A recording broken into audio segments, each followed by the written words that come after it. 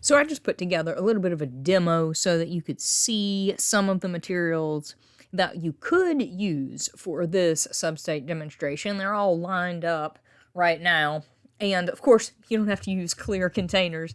I just think that they're a really cool way to be able to see the water moving through the media. So these are small containers. They're only about 6 inches or something, so they don't take up that much space, and you don't need that much media, but you can see this is a pine bark mix, kind of like a nursery mix, and the water just rapidly runs through it. You see the drainage happening really quickly, large pore spaces. That'd be similar to a raised bed mix. Now this is a plain perlite, and I typically wet it just a little bit because perlite is dusty and it's an inhalation, it's an irritant, so you want to be careful using it, but it's just another very high porosity type of material that you could use. And of course, for raised beds, people are never going to use perlite by itself. We do actually use it by itself some in hydroponic systems, but you can see here, once again, just rapid flow through, especially if the perlite's a little bit moistened. Then these next couple of examples are very common container mixes or greenhouse mix. This is actually, if you want the name brand, it is ProMix BX. Now, I'm not,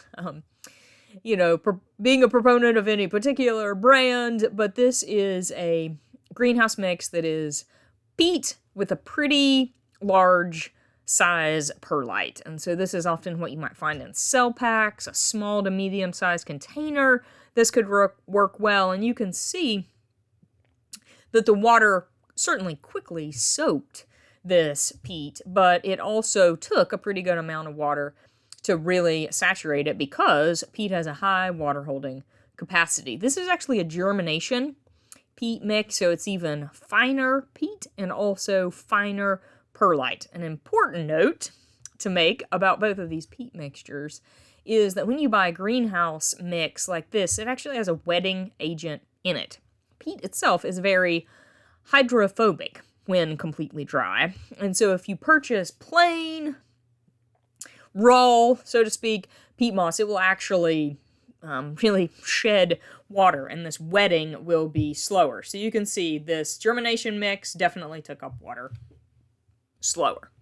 Now, this is a clay kind of subsoil that I dug up, and I'm not saying that this is a perfect example.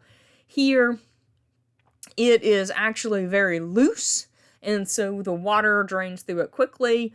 You can certainly use a wide range of soil on your site as a substitute in this demonstration, but what I would say is that it's important to keep in mind, yes, this is what this soil drained like when it was loose, but it can get compacted, and that can definitely slow down. So the soil can be pretty variable, but a soil example might be a good way to kind of talk about some of those nuances more specifically related to the site that you're growing in.